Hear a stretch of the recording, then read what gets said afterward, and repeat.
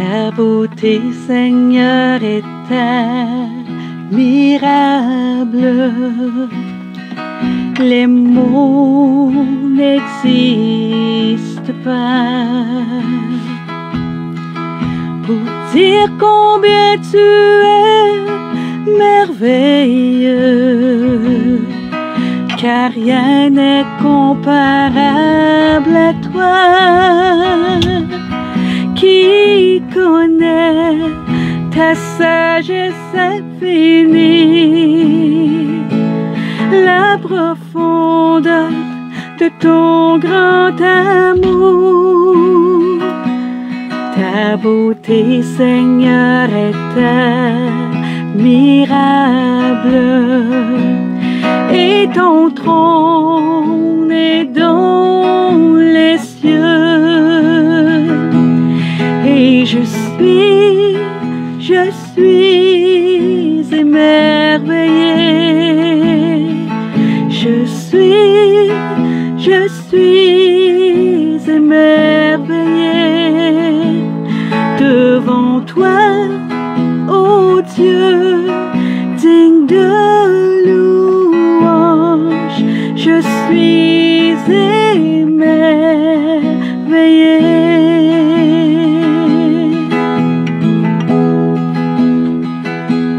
Ta beauté, Seigneur, est admirable.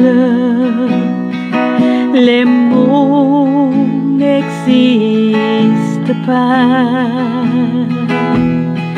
pour dire combien tu es merveilleux, car rien n'est comparable à toi. Qui connaît ta sagesse infinie, la profondeur de ton grand amour. Ta beauté, Seigneur, est admirable, et ton trône est dans les cieux. Et je suis émerveillé. Je suis émerveillé devant toi, ô Dieu, digne de louange. Je suis émerveillé. Oh, je suis émerveillé. Je suis émerveillé.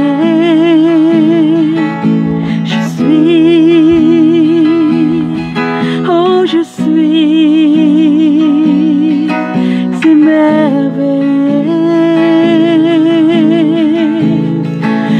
je suis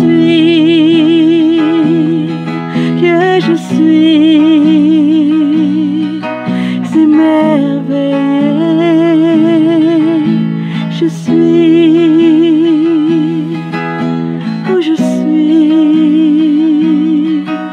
émerveillé devant toi, ô Dieu, digne de louange. Je suis émerveillé.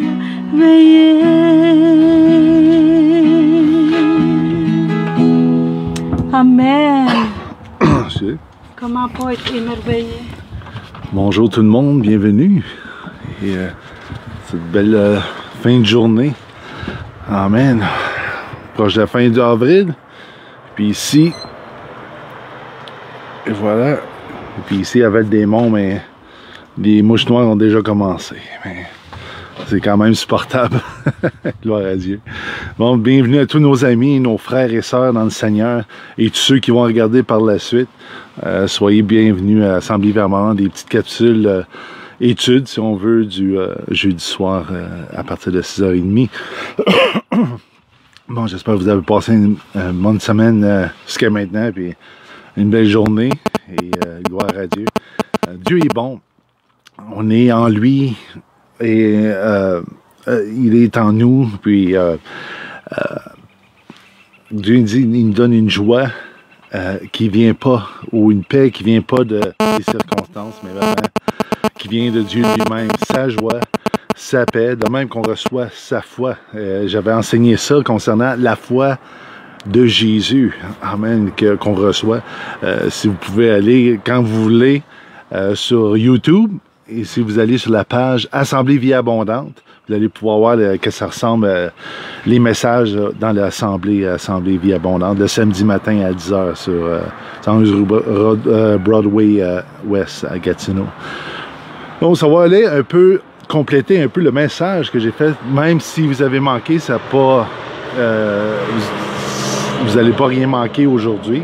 Donc, c'est juste un complément, c'est juste des choses qui est inclus dans le royaume de Dieu, qu'est-ce que Jésus a accompli à la croix et qu'est-ce que c'est bon pour nous, qu'est-ce que ça bénéficie pour nous et comment Dieu aussi également est glorifié à travers tout ça. Je sais que vous allez voir si vous allez sur YouTube, comme je disais, concernant la foi de Jésus, du fait que même la foi qu'on a, c'est la foi premièrement de Jésus. Parce que si ce ne serait pas de lui, on n'aurait pas personne en qui croire ou espérer, ou personne en qui se tourner. Puis on n'aurait aucune idée que Dieu est en notre faveur, puis Dieu est pour nous, et que Dieu nous aime. Sans ce sacrifice-là, sans cette manifestation-là, sans Jésus dans la chair, gloire à Dieu. Et aujourd'hui, on va toucher concernant la révélation. Quand on dit « Ah, j'ai besoin d'une révélation » ou « Tu as besoin d'une révélation », c'est pour pouvoir voir qu'est-ce qui s'est passé, qu'est-ce qui se passe, au-delà de qu'est-ce qu'on peut entendre, voir, toucher. Donc, on va toucher à ça, voir qu'est-ce que la parole a dit là-dessus. Puis c'est quelque chose de vraiment fascinant, même si on dit « Ah, je connais le sujet », mais moi-même, j'ai été frappé quand j'ai commencé à travailler sur l'étude, etc. Comment bon que c'était, puis comment vraiment encourageant que ça a été pour moi. Puis vraiment, j'espère que ça va être aussi encourageant pour vous, gloire à Dieu. Donc, si nous ne connaissons pas Dieu de la manière dont il se révèle lui-même, comme l'unique seul Dieu, donc c'est lui qui va se révéler lui-même de qui qu'il est. Si on ne le connaît pas de cette façon-là, le résultat va être le déni de Dieu. C'est pour ça qu'il y a tellement de monde qui rejette Dieu et tout ça, parce qu'ils ne connaissent pas Dieu. Ils connaissent pas de la manière que Dieu s'est révélé lui-même. Ils veulent le connaître de leur manière dont eux autres, ils perçoivent les choses. Donc, c'est pour ça qu'ils s'éloignent de ce Dieu-là, de leur propre imaginaire. Vous comprenez? Et c'est là que ça vient la confusion de qui est Dieu puis la façon de le connaître également. Mais il n'y a aucune confusion dans Dieu. Puis Dieu a fait en sorte que ce ne soit pas mélangeant non plus, puis que ce soit simple, puis que ce soit évident. Amen. La révélation de qui est Dieu ne vient pas de la connaissance, comme je disais, que le monde a de Dieu, vient seulement de la révélation de Dieu de lui-même, par lui-même. Et c'est la seule façon de pouvoir reconnaître, de pouvoir connaître, de pouvoir accéder, de pouvoir commencer à même pouvoir jouir comme de qui Dieu est. C'est la révélation de lui-même, par lui-même.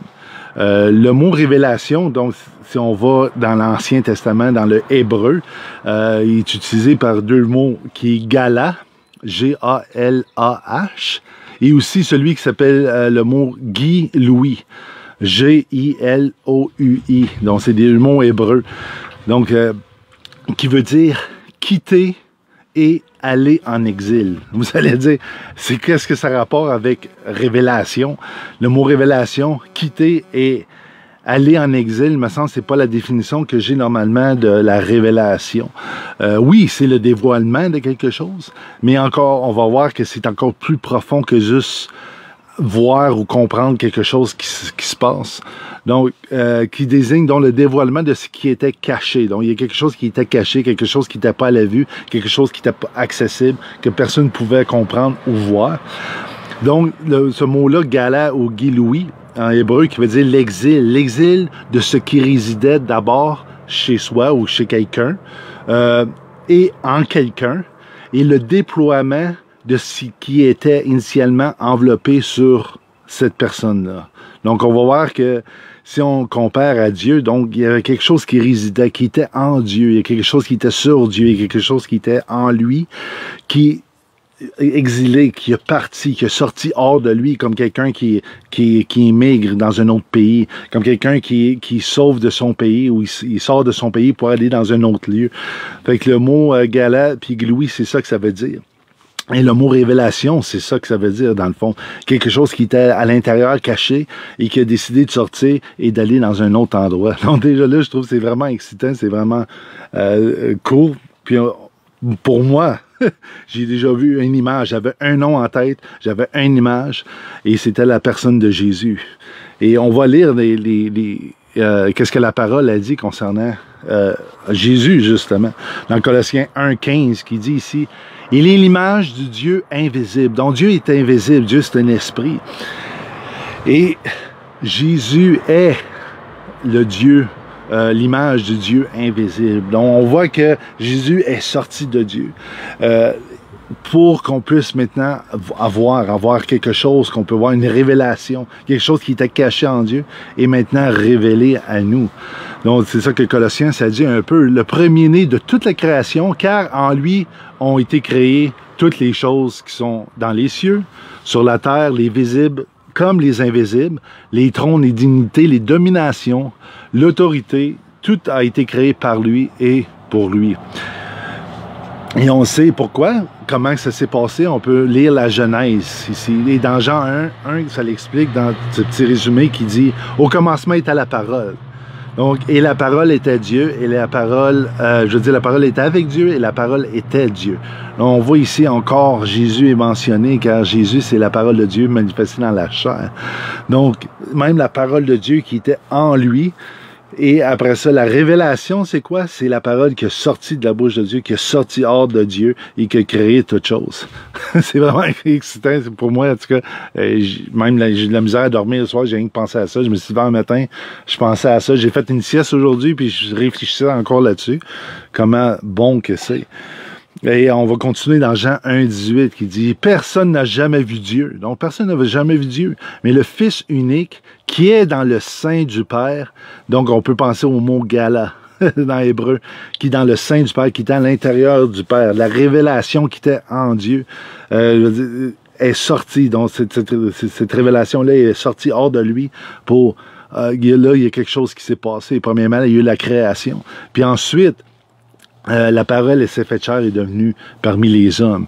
Et c'est celui qui l'a fait connaître. Donc, c'est Jésus qui a fait connaître à l'unité l'homme. Donc, c'était impossible de pouvoir connaître Dieu comme Dieu il est, à moins que Dieu s'est révélé lui-même, par lui-même.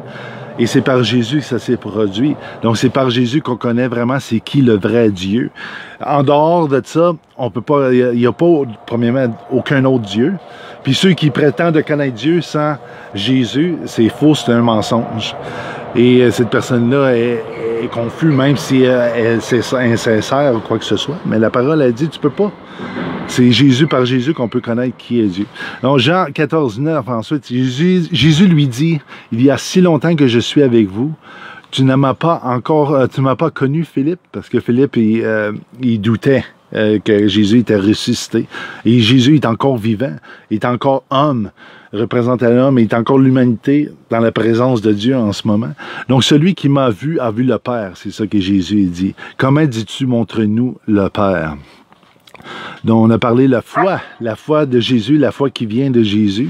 Amen, de pouvoir voir ces choses-là, de pouvoir le croire, de pouvoir faire confiance à cette chose, faire confiance à Dieu et au Fils. Donc, la foi en Dieu, Dieu qui est amour éternel et qui est saint, ne peut pas être connu à la fois en théorie ou en pratique par la connaissance autrement que par la connaissance parfaite et éternelle de la connaissance de la révélation. Donc, de cette révélation-là, c'est au-delà de l'information dans notre tête, mais c'est vraiment quelque chose de concret, quelque chose qui s'est passé. Les gens ont pu le voir, ont pu le parler, ont pu les toucher. Donc, cette révélation-là était au-delà de juste une parole dans un livre. Mais cette révélation-là, c'était une personne, donc gloire à Dieu. Donc, Dieu s'est révélé lui-même par lui-même, parmi toute l'humanité, et aussi a démontré l'amour divin et l'amour du Père pour le Fils unique. Quand on lit Jean 17, 23, donc on a appris que Dieu aimait Jésus. Moi en eux et toi en moi, c'est Jésus qui parle. Il dit, afin qu'ils soient parfaitement un. Donc il parle de nous. Mais il parlait aux apôtres, mais maintenant ça nous concerne nous. Et que le monde connaisse. Que tu m'as envoyé. Donc pour les gens puissent savoir, voir, être témoins. Et que tu les as aimés, qu'on est aimé de Dieu et que tu m'as aimé. Donc, Jésus est aimé de Dieu. Donc, la révélation, le Fils de Dieu, donc la révélation, c'est le Fils de Dieu. La parole de Dieu n'est pas inférieure ou une image diminuée de Dieu. Donc, c'est pas, comme qu'il disait, quand on regarde Jésus, des fois, ou le Saint-Esprit, on le regarde comme s'il serait plus bas, comme s'il serait diminué, comme dilué, comme ce serait quelqu'un de plus bas que Dieu. Mais ici, on voit que c'est pas une image de Dieu diminué. Et c'est pas inférieur pour autant à Dieu. Il est dans la danse éternelle de la Trinité. Donc, pour ça, la Trinité, ça fait partie de cette révélation-là, de cette chose-là qui est sortie de Dieu, la révélation de Dieu. Donc, la confession de la Trinité de Dieu repose et tombe tout le christianisme, dans le fond. Tout ça, c'est le christianisme. Toute la révélation. C'est le noyau de la foi chrétienne. C'est la racine de tous les enseignements que nous connaissons. Comme étant véritable, la substance même de la nouvelle alliance. Donc, la doctrine de la Trinité, si on veut, est au cœur de la révélation de Dieu pour la rédemption de l'humanité. Donc, c'est qu'est-ce qui a été cette Trinité-là, cette union-là, le Fils, le Père, le Fils, le Père, le Saint-Esprit, a été manifesté à l'humanité pour sauver l'humanité, pour l'inclure là-dedans. Dans 2 Corinthiens 5,19, il dit « Savoir que Dieu était en Christ, réconciliait le monde avec lui. » Donc Dieu n'était pas seul, Dieu était en Christ. Donc déjà là, on voit deux personnes. Et on sait que le Saint-Esprit est quelque chose aussi. Donc pour ceux qui doutent concernant la Trinité, même si ce n'est pas nommé par nom, dans la Bible, mais elle est présente partout. Donc, pour savoir que Dieu était en Christ, réconciliant le monde avec lui-même, ne leur imputant pas leurs fautes et mettant en nous la parole de la réconciliation. Et donc, la doctrine de la Sainte Trinité est le dogme, dans le fond, fondamental du christianisme. C'est-à-dire, dogme, même pour ceux qui se demandent, c'est des enseignements reconnus comme véritable concernant Jésus. Il est né d'une vierge et il est mort sur la croix pour mon péché, il était enseveli, ressuscité, assis à la droite de Dieu. Donc ça, on appelle ça des dogmes comme tel, fondamental parmi le christianisme. Donc Dieu doit être vu comme il s'est révélé lui-même. Donc c'est la seule façon de pouvoir parler de Dieu, c'est de la manière que lui-même s'est présenté, lui-même s'est révélé, lui-même s'est montré à l'humain. Donc par Jésus, puis ensuite on voit par le Consolateur qui est le Saint-Esprit. Donc il s'est révélé, nous croyons, nous reconnaissons, nous confessons et évoquons même le Père, le Fils et le Saint-Esprit.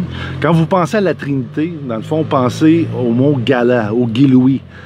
Si vous préférez, comme l'exil, donc quelque chose qui est sorti de Dieu, le Fils qui est sorti de Dieu, la parole de Dieu, et aussi le Saint-Esprit, on va le lire tantôt, qui est sorti aussi comme le Consolateur lorsque Jésus est reparti auprès du Père. Donc le Fils et le Saint-Esprit qui se sont exilés, immigrés de Dieu, sortis de Dieu pour aller vers nous. Donc c'est quelque chose de vraiment puissant. Donc si le mystère de la Trinité est inconnu ou nié, donc ça veut dire que toute l'économie du salut, tout ce qui concerne le salut est inconnu aussi, puis il va être nié. Donc Dieu n'est pas un Dieu en dehors de la Trinité, de ce cercle-là d'amour du Père, du Fils, du Saint-Esprit. Puis ceux qui n'incluent pas la mention de la Trinité dans la description de Dieu, va s'arrêter une description qui n'est pas authentique de Dieu ou qui n'est pas complète. Car sans celle-ci, on ne sait pas encore qui est le vrai Dieu. Donc, le seul vrai Dieu qu'on peut connaître, c'est celui qui est manifesté dans la personne de Jésus. Puis ensuite, par le Saint-Esprit. Car c'est par Jésus et le Consolateur, le Saint-Esprit, qui nous parle de Jésus, le Saint-Esprit qui dit qu'il va nous parler de Jésus. C'est lui qui nous fait connaître le vrai Dieu. Dans Jean 1,18, qui dit « Personne n'a jamais vu Dieu. mais le Fils unique qui est dans le sein du Père, je l'ai lu tantôt, Gala, la révélation qui est maintenant sortie, est celui qui l'a fait connaître. Et je vais terminer avec 3 versets ici qui dit, dans Jean 15, 26, juste pour vous illustrer un peu. Il dit, quand le Consolateur sera venu, donc il est venu de quelque part, donc il vient de l'intérieur de Dieu. Donc c'est la révélation. C'est Dieu qui se révèle lui-même, par lui-même.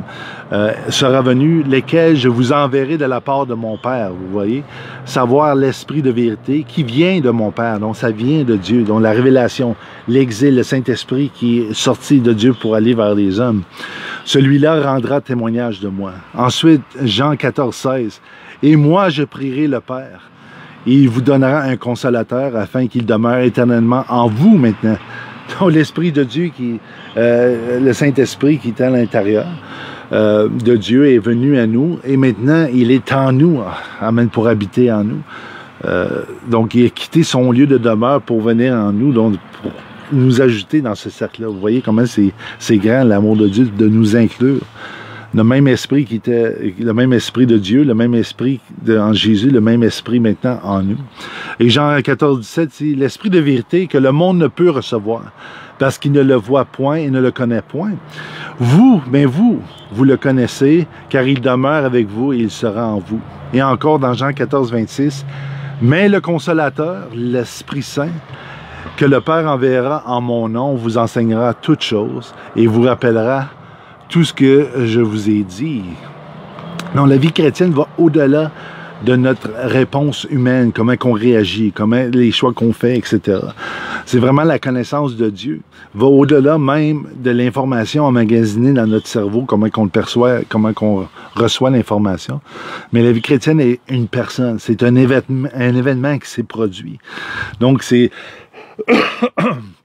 la révélation, donc l'exil, donc quelque chose qui est sorti hors de Dieu, le Fils de Dieu, la parole de Dieu qui s'est manifestée en la chair, et ensuite le Saint-Esprit maintenant qui est en nous. Donc la manifestation de la nouvelle naissance, dans le fond, qui est dans le milieu de cette Trinité-là. Alors, j'espère que ça vous a encouragé ou excité, comme moi, et quand moi je dis ces choses-là, je trouve ça vraiment merveilleux que Dieu ait choisi cette façon-là de pouvoir se présenter lui-même à l'humanité. Et donc, c'est pas pour mon intelligence, ma façon de comprendre Dieu, quoi que ce soit, ou juste en lisant, dire, OK, oui, mais c'est plus fort que ça. C'est vraiment une manifestation tangible qu'on peut voir, toucher et qu'on peut entendre. Et comme les apôtres, eux, ont été transformés, nos vies aussi, puis les chrétiens à venir aussi sont transformés par cette révélation-là. Gloire à Dieu. Ben, passez une excellente soirée et un bon week-end. Et soyez bénis. Gloire à Dieu.